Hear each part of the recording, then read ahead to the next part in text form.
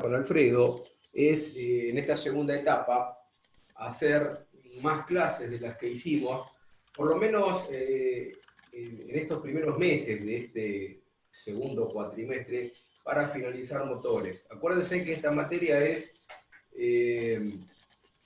máquinas eléctricas y automatismos.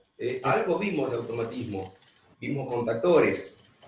Luego todo el resto que vimos y lo que vamos a ver hoy es relacionado a máquinas eléctricas, pero queda otro bloque importante de automatismo que tiene que ver con PLC, con lógica, ¿sí? Que eso va a quedar para el final del año, ¿no es cierto? No quiere decir el último mes, ¿no? Pero a lo que voy es que nos queda este tema de motores que va a demandar algunas clases, un trabajo práctico más, y ya después estarían entrando con el profesor Herrera con la parte de lógica y PLC, ¿no es cierto? Y automatismos en base de programación de PLC. Bien, yo la clase de hoy tengo para compartir una pantalla, que ahora la voy a poner, y la clase de hoy es básicamente explicar el funcionamiento del motor asincrónico, porque nosotros hasta el momento, ¿sí? Hablamos en las clases, pero tomamos la máquina como algo, ¿no es cierto?, que recibe energía, que entrega energía y tiene pérdidas, nada más. Pero no dimos demasiado detalle de cómo funciona un motor asincrónico, o también llamado motor de inducción. Bueno, eso es lo que vamos a hacer hoy en forma breve. ¿Por qué digo forma breve y forma general? Porque para entrar en la máquina, ¿sí?, y estudiar los fenómenos que ocurren en ella, necesitamos valernos de lo que se llama circuito equivalente de la máquina.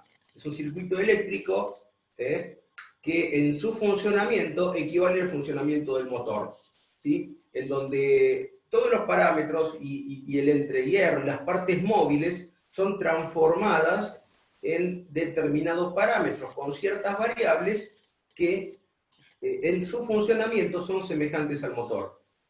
En ese tema en particular del circuito equivalente no vamos a entrar porque lo ven en máquinas de séptimo, ¿sí? En máquinas de sexto nosotros vemos la máquina desde afuera, pero entonces vamos a dar una explicación constructiva primero y después de funcionamiento elemental para que comprendan por qué a un motor asincrónico le aplicamos energía eléctrica y entrega energía mecánica. ¿Qué procesos a nivel general entran en juego? Luego, el año que viene, van a entrar en todas las variables de ese circuito equivalente, que no es más que una representación de la máquina.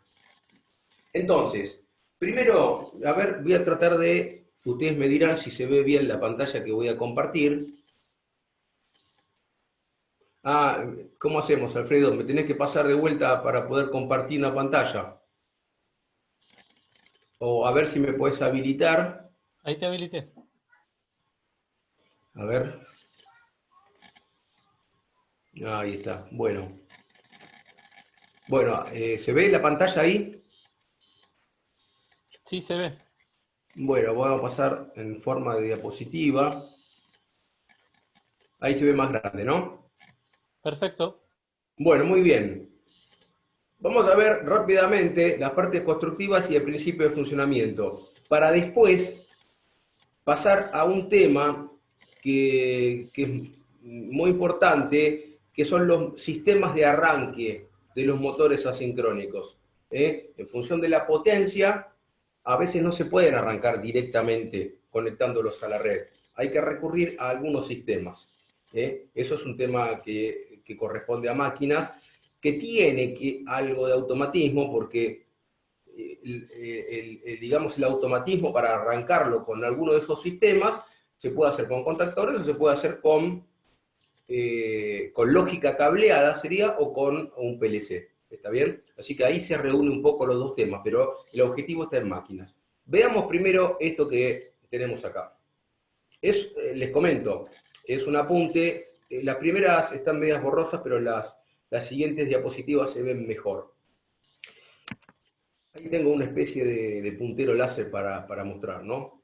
Hasta ahora nosotros, y en nuestro año que estudiamos la máquina desde afuera, como, digamos, entre comillas, una cosa, ¿sí? O un equipo, para ser un poquito más técnico, pero siempre hablando del término de casa, que recibe energía eléctrica, que entrega energía mecánica y que tiene pérdidas, ¿sí? Bueno, ustedes ya saben que constructivamente la máquina asincrónica, funcionando como motor, nosotros lo vamos a estudiar funcionando como motor. Hay ciertas condiciones de funcionamiento en donde se comporta como generador, ¿sí? Pero el estudio nosotros lo vamos a hacer suponiendo a la máquina funcionando como motor. ¿Por qué? Porque, bueno, primero que para un nivel técnico, ¿sí? Es más fácil de comprender, y en segundo lugar, lo que más van a encontrar en el ámbito laboral es al motor asincrónico, a la máquina asincrónica funcionando como motor, ¿sí? Muy bien, entonces, acá hay una descripción general que nos habla de, primero, la parte interna, o sea, la parte rotante, mejor dicho, de la máquina. Y nos habla de un rotor que puede ser bobinado o de un rotor que puede ser del tipo jaula de ardilla. Vamos a ver cada uno de ellos. Primero, antes de avanzar con el rotor, hablemos un poquito del estator. El estator de la máquina, es la parte estática, está formada por una serie de chapas de un espesor de 0,35 a 0,5 milímetros, no más que eso. Justamente estas chapas están apiladas, y al estar apiladas terminan dando por resultado un determinado largo que se llama L. Este largo L tiene que ver mucho con el diseño de la máquina y con el flujo que va a pasar del rotor al estator o viceversa, porque esto, así como lo ven, estas son chapas cilíndricas que están vistas de costado. Ahora vamos a ver la vista A. ¿Qué pasa? Si ustedes lo ven como indica la vista, ahora pasamos, se van a dar cuenta de que hay involucrada una cierta sección. Por esa sección circula el flujo magnético. Entonces, si yo tengo mayor largo en la máquina, tengo mayor sección. El tema, cuando uno diseña la máquina, es decir, bueno, ¿qué inducción necesito? ¿Qué diámetro tengo? ¿Y qué largo le doy a la máquina, al estator? Y para darle mayor largo es simplemente mayor cantidad de chapas apiladas, ¿sí? No hay partes macizas en esta máquina. En realidad hay partes macizas en cuanto al eje y en cuanto a la carcasa, pero lo que tiene que ver específicamente con la transformación de energía eléctrica a mecánica, no hay partes que sean macizas, porque las pérdidas de energía, en caso de hablar de un núcleo macizo, núcleo estatórico y núcleo rotórico, serían elevadísimas, elevadísimas. Además de la complejidad de construir un estator que sea macizo, ¿no? Piensen que hay que mecanizarlo para hacer la ranura, para colocar las bobinas, ¿sí? O sea que hay imposibilidad desde el punto de vista de la fabricación y desde el punto de vista energético, porque las pérdidas serían muy altas y el rendimiento muy bajo. Entonces, tanto el estator como el rotor están construidos por chapas apiladas.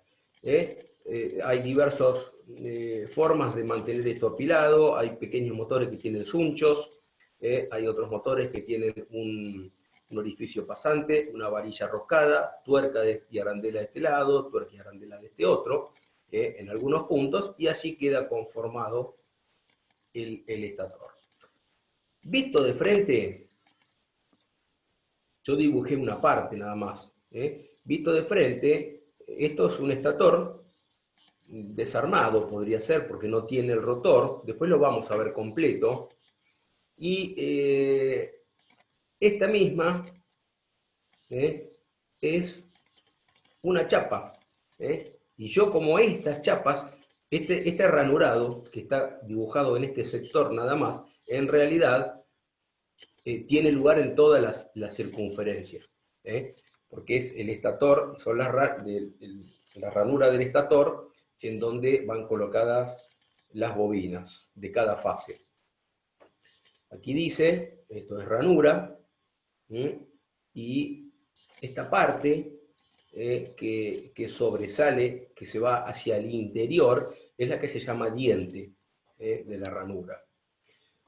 El diseño de la máquina tiene importancia ver la forma del diente.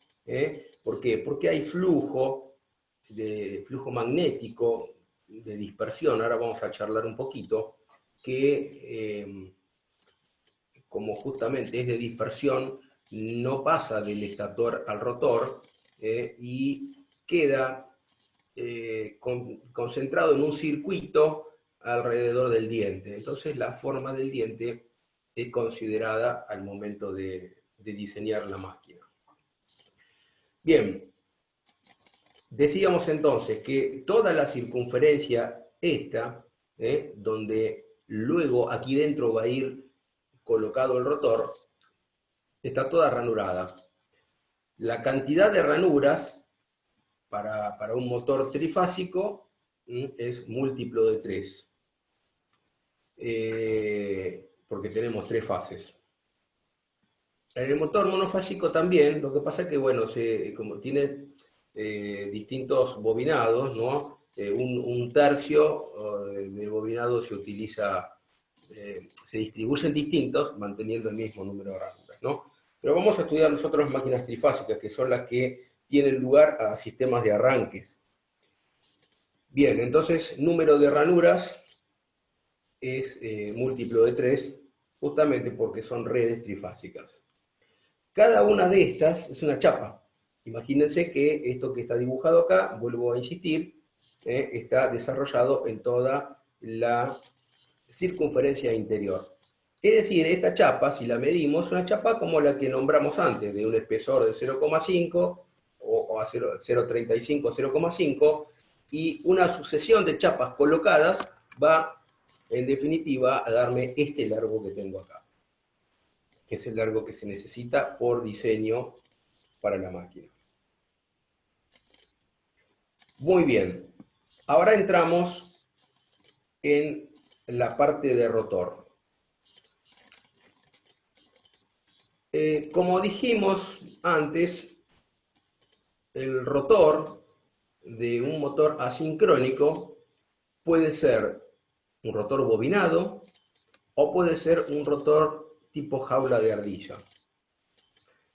Veamos primero el rotor bobinado. El rotor bobinado, como su nombre lo dice, por empezar, rotor es la parte móvil de la máquina junto con el eje. Y bobinado es que tiene bobinas, simplemente. Ahora, ¿cómo está conformado este rotor? Que también tiene un cierto diámetro, desde aquí hasta aquí tiene un cierto diámetro, y que tiene un largo, que lo estoy acotando desde acá hasta acá. El rotor también está formado por chapas que en este caso son ranuradas. Entonces, ¿cómo se fabrica esto? Esto se fabrica a partir de un fleje de acero. Esto es acero. Entonces, el fleje de acero viene en rollos de unos cuantos metros que se lo coloca en una máquina, y por otro lado, bueno, esa máquina lo va desenrollando de a poco y lo va introduciendo en una prensa, en un balancín, perdón.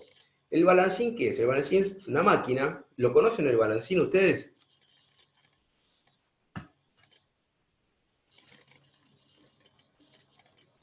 Chicos.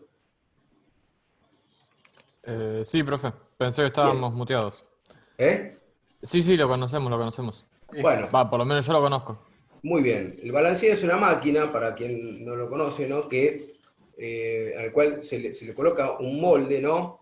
Y la parte móvil eh, desciende y produce el corte de la chapa, ¿no es cierto? Entonces, el fleje de chapa tiene, para que se dé una idea, un poco más que este diámetro que estoy señalando acá. ¿Mm? Puede ser, el fleje, por ejemplo, puede tener desde acá hasta acá. Entonces va pasando por la máquina y el balancín en cada golpe, depende de la matriz que tiene, saca, vamos a suponer una matriz simple, una chapa para estator y saca también una chapa para rotor. ¿Sí? La chapa para rotor la pueden ver acá, fíjense, donde yo estoy señalando con el puntero láser ¿sí? Que es una chapa redonda que tiene una serie de ranuras. ¿Sí? Bien, en esas ranuras es donde van colocados los devanados del rotor, cuando el rotor obviamente es un rotor de tipo bobinado. Como la máquina es trifásica, el bobinado que va a tener aquí es de tipo trifásico. Quiere decir que en un rotor de este tipo va a haber 3 devanados, uno por cada fase del motor. Y van a estar conectados en estrella. Entonces, el centro de estrella, que es donde se unen los 3 de los extremos, está dentro de la máquina, no se puede acceder. Y los otros 3 bornes de cada bobina están conectados a estos anillos rosantes. Anillos rosantes son, como su nombre lo dice, son anillos que giran en conjunto con el rotor, ¿sí? Y que en algún punto tienen las típicas escobillas o carbones, ¿se acuerdan? Se les suele decir así, en realidad son escobillas, ¿sí? Lo habrán visto en alguna máquina en sus casas o en el taller, porque hay otro tipo de máquinas monofásicas o de corriente continua que también tienen escobillas, ¿sí? Pero estas máquinas tienen escobillas. Y estas escobillas, ¿qué es lo que permiten hacer? Estas escobillas permiten vincular un circuito que está rotando, que es el circuito del rotor, con algún circuito externo. Por ejemplo, 3 resistencias, una para cada devanado del rotor. ¿Sí? Como esto está quieto y esto está fijo y el contacto se da por acá, se puede conectar. ¿Para qué se hace eso? Eso se hace para poder manejar ciertas condiciones de arranque de la máquina, ¿sí? Cuando el rotor es bobinado. Por ejemplo, elegir a qué velocidad queremos que el motor desarrolle su máxima cupla. Bien, tenemos el eje sí es macizo, tenemos los anillos rosantes, tenemos piezas aislantes acá, si no se pondría en cortocircuito directamente. Y estas resistencias se utilizan para el arranque del motor. ¿Qué ocurre? Una vez que el motor arrancó, lo que se suele hacer con este cursor de las resistencias, imagínense en las que hay en el laboratorio, esas celestes cilíndricas que tienen un cursor arriba, ¿se acuerdan de algún trabajo práctico que hayan hecho? ¿Se acuerdan o no? ¿Nunca las usaron? Yo Bueno, no, profe. bueno, son unas resistencias que tienen un cursor, dos extremos, y si uno toma entre este punto y este punto que va rozando por el alambre que forma la resistencia, va dando distintos valores de resistencia. Entre extremos no, porque es el valor máximo que tiene la resistencia, ¿no? Bueno, una vez que el motor arrancó, este cursor se lo lleva a esta posición y lo que hace es cortocircuitar el rotor. Entonces acá aparece un concepto importante que también es válido para el motor jaula de ardilla. Y es que el rotor de estas máquinas se encuentra en cortocircuito. En este caso en particular, de máquinas de rotor bobinado, que son la minoría, la mayoría son jaula de ardilla, pero en algunos casos especiales para mover determinadas cargas que requieran cierta cupla o cierta cupla a bajas velocidades, a veces se recurre a este motor. Pero la característica es que cuando ya arrancó, este cursor, que está aquí, que es el que atraviesa las tres resistencias, se lo lleva a esta posición y ahí el motor queda el rotor queda cortocircuitado. Esta es una máquina en donde el rotor funciona en cortocircuito. Muy bien. Como dijimos recién, las máquinas asincrónicas con rotor bobinado son un tipo de máquina poco frecuentes para usos especiales, y las más usadas para los mecanismos, para máquinas herramientas, y además por una cuestión de construcción, son las máquinas que tienen el rotor tipo jaula de ardilla. ¿Alguno conoce qué es un rotor jaula de ardilla?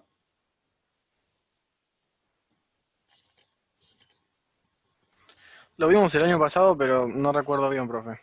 Bueno, vamos a verlo. Los motores con rotor jaula de ardilla,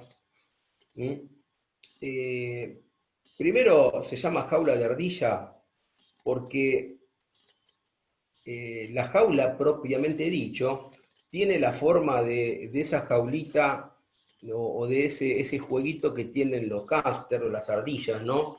Que habrán visto en alguna vidriera veterinaria o si alguno tuvo alguna vez un hámster, ¿no? En donde los hámsters se suben y van queriendo trepar, ¿no? Y eso gira, están siempre en la misma posición. Es decir, ¿cómo está formado eso? Está formado por una serie de varillas, que son, digamos así, los escalones que va intentando subir la ardilla o el hámster, y los dos anillos laterales para que todo eso quede conformado en una pieza, ¿sí? Bueno, eso es una jaula de ardilla. Miren, acá con algunos defectos de dibujo, hay dibujada una jaula de ardilla. Ahora volvemos a la otra filmina.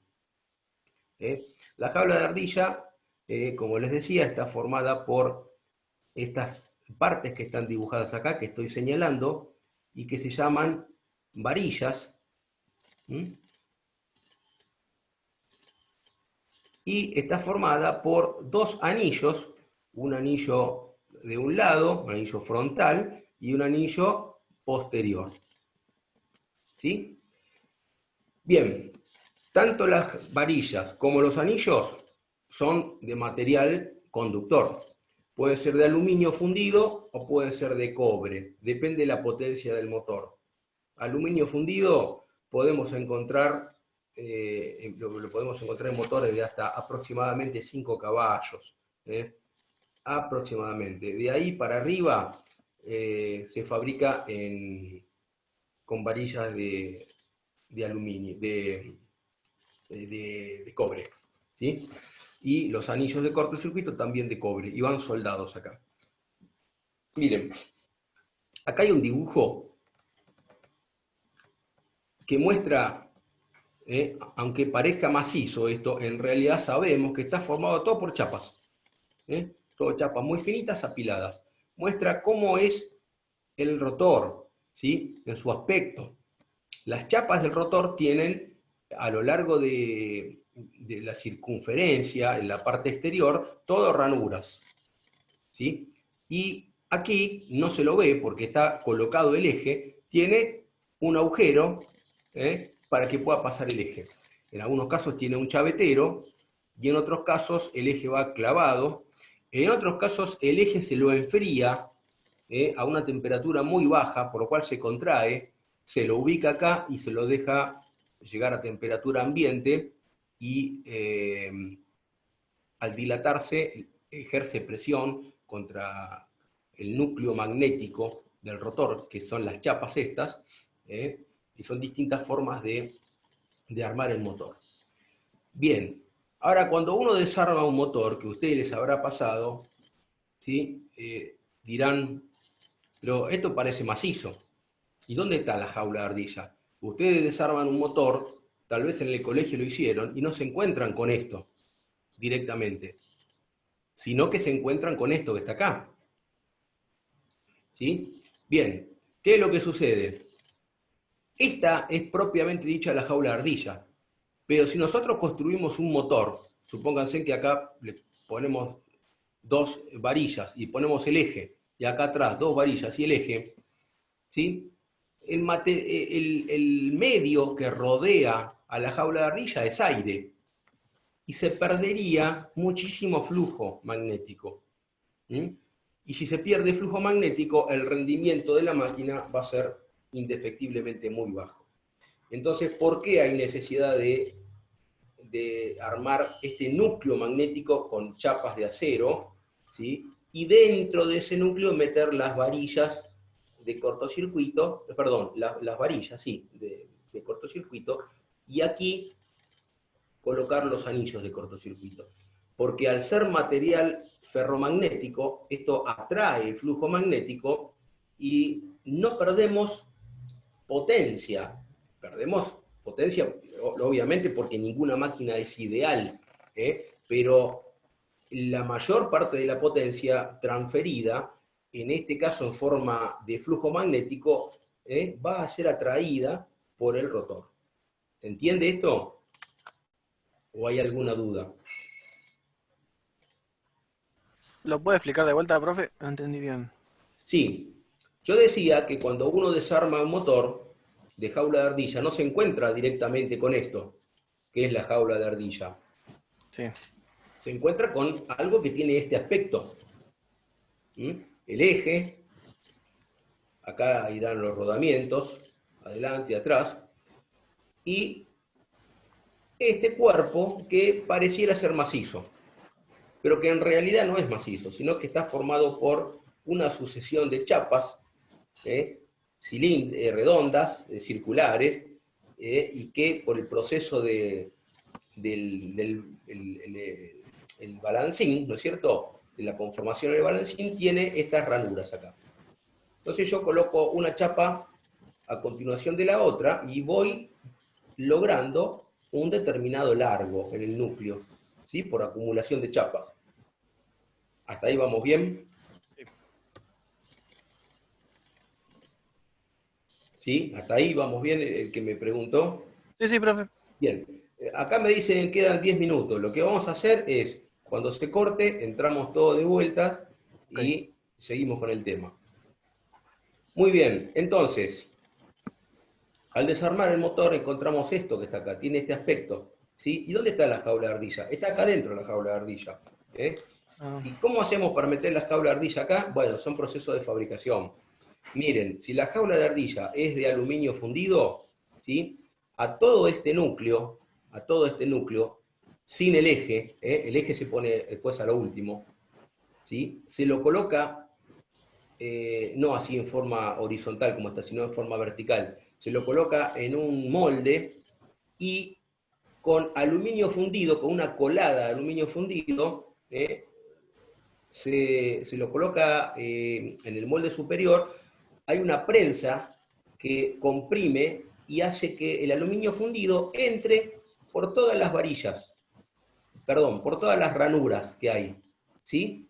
Y que se forme cada una de estas ranuras y que se forme también, por el molde que tiene, el anillo de cortocircuito, el de atrás y el de adelante, ¿sí? Ahora, ¿no? Profe, Sí, disculpe que lo interrumpa. ¿Puedo ir a avisarle a una profesora que está en otra reunión, que estamos en esta reunión? sí, sí, sí, sí, sí, sí, por Bueno, favor. tengo que salir, ahora vuelvo a entrar. No hay problema. Ahí Alfredo después te da Dale, Prada, muchas gracias. o yo, no hay problema. Bueno, el que necesitaba explicación, ¿hasta ahí vamos? Sí, profe. Bien. Después esto se tornea, entonces al tornearse toma el aspecto de algo macizo, es más, a veces quedan bastante brillosas la superficie por la terminación, pero en realidad no es macizo, sino que tiene una sucesión de chapas, cada chapa tiene una X cantidad de ranuras, por supuesto tiene el agujero central para pasar después el eje de la máquina, y si la jaula de ardilla, por la potencia del motor, es de aluminio fundido, ¿qué se hace? Antes de colocar el eje, como dijimos, esto se lo pone en forma horizontal, es decir, las ranuras quedarían hacia abajo, se le tira una colada de aluminio fundido y en una prensa se lo comprime, entonces, por estar fundido el aluminio y estar bajo presión, entra por cada una de estas ranuras, ¿sí? Por cada una de estas ranuras y va formando las varillas que se ven acá. ¿Está bien? Y también cuando el aluminio salió por este lado, sigue estando fundido, esto tiene un molde acá, la máquina, y también conforma este anillo de cortocircuito, ¿sí? Y adelante tiene la máquina cuando presiona, tiene una forma tal que permite que se forme este otro anillo de cortocircuito. Por eso es que esto, como jaula de ardilla propiamente dicho, está metido acá adentro. ¿Se logró entender ahora? Sí, sí. Sí, profe. Se ¿Sí? logró entender, sí. Bien. De hecho, después se coloca el eje. Si uno toma un rotor, un núcleo magnético del rotor, que ya tiene la jaula de ardilla colocada, ¿no? Y lo mete en ácido, el ácido va a corroer a todo lo que es acero, ¿sí? Pero nos va a dejar el aluminio sin alterar. Entonces, si nosotros metemos esto en ácido, lo dejamos, el ácido nos va a comer todo el aluminio, el acero, y cuando lo saquemos, sí vamos a poder sacar la jaula de ardilla que está metida dentro del núcleo rotórico. ¿Sí? Muy bien, hasta ahí vamos bien. Perfecto, profe. Esto es importante que se entienda para que después podamos comprender qué función tienen las varillas y qué función tienen los anillos de cortocircuito en el funcionamiento de la máquina. Muy bien, hasta ahora hablamos de jaula de ardilla de aluminio fundido, que son para motores de poca potencia. Normalmente, depende del diseño, hasta 5 HP aproximadamente. Por encima de 5 HP, ¿sí? Es bastante complicado poder hacer una jaula de ardilla de aluminio fundido por diversos problemas. Porque la varilla es más larga, porque el rotor es más largo, porque el motor tiene más potencia. Entonces, a veces suele ocurrir que se va enfriando y por aquí no se forma bien el anillo de cortocircuito. Yo he visto rotores de potencia 3 HP, por ejemplo, en donde estos problemas, a pesar de que se hacía la jaula en aluminio fundido, no estaban bien hechos. ¿Por qué? Porque no fue la colada, no entró bien y no salió por aquí atrás y no se formó el anillo. Entonces quedaba abierto el anillo de cortocircuito. Si el anillo de cortocircuito queda abierto, la máquina tiene problemas de arranque después.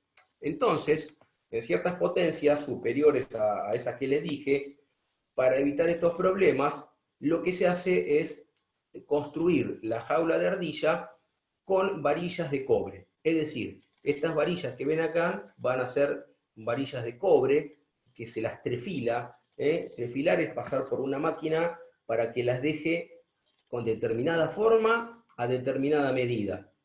¿Para qué? Para que después puedan entrar en las ranuras.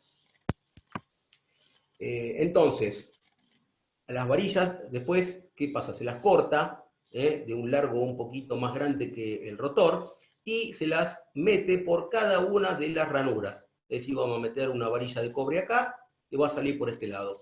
Va a sobrar un poquito acá y va a sobrar un poquito acá. Después la siguiente, la siguiente, la siguiente y así con todas las ranuras. ¿Sí? Muy bien, ahí ya tenemos las varillas en una jaula de ardilla de cobre. que se colocan a mano. Incluso a veces se ayuda con una máquina neumática, ¿no? Porque hay que vencer cierta resistencia que hay acá en el roce, en una chapa y otra, ¿no? Bien. Y después, ¿qué nos falta? Los anillos de cortocircuito, que siendo las varillas de cortocircuito de cobre, los anillos van a ser de cobre también. Entonces, ¿qué se hace? Se fabrican chapas iguales a las chapas de acero que se colocan apiladas para formar este cuerpo magnético del rotor, pero iguales, pero de cobre. Entonces se colocan estas chapas, aquí, por ejemplo, 3 chapas de este lado y 3 chapas de este lado. Una vez que eso está listo, se sueldan las varillas a los anillos de cortocircuito de un lado y de otro, se corta el sobrante y ahí tenemos el rotor de jaula de ardilla de cobre, ¿sí? Después se lo mecaniza a medida, se lo tornea, pero ahí queda el rotor jaula de ardilla. Nuevamente, si lo metiésemos en un ácido que atacara solamente al acero, al sacarlo, sacaríamos esta jaula de ardilla, que en este caso serían varillas de cobre, anillos de cortocircuito de cobre, que tienen la forma de estas chapas, y los puntos de soldadura. ¿Se entendió? ¿O alguna duda? Entendió, profe. Bueno, muy bien. Cuando se corte, acá me dice que queda 1 minuto y medio. Yo Sí. sigo, cuando se corte retomamos. Ok.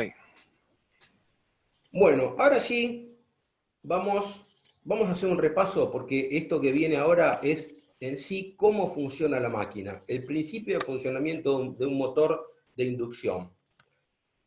Así que hasta ahora, para aprovechar este minuto, dijimos que los motores se construyen con chapas de 0,35 a 0,5 milímetros de espesor, que tienen un cierto diámetro, que sale por diseño y se fabrica la matriz para el balancín, y que tiene todo el dentado, por así decirle, ¿no es cierto? Todos los dientes en la circunferencia interior, donde después va a ir en ese espacio el rotor.